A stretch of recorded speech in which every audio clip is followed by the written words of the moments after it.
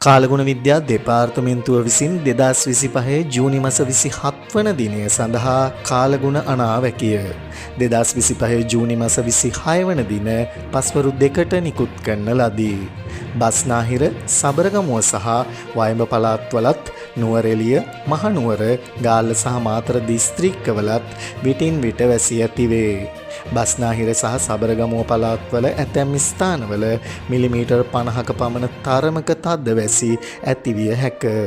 ඌව සහ නැගෙනහිර පළාත්වලත් සවස් කාලයේදී හෝ රාත්‍රී කාලයේදී ස්ථාන ස්වල්පයක වැසි හෝ ගිගුරුම් සහිත වැසි ඇතිවිය හැක.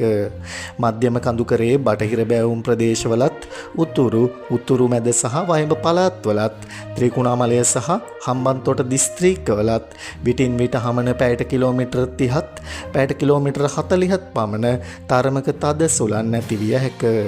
ගිගුරුම් සහිත වැසි සමග ඇතිවිය හැකි తాවකාලික තද සුළං වලින් සහ අකුණු මගින් සිදුවන අනතුරු අවම කර ගැනීමට අවශ්‍ය පියවර ගන්නා ලෙස ජනතාවගෙන් කාරුණිකව ඉල්ලා සිටිනු ලැබේ.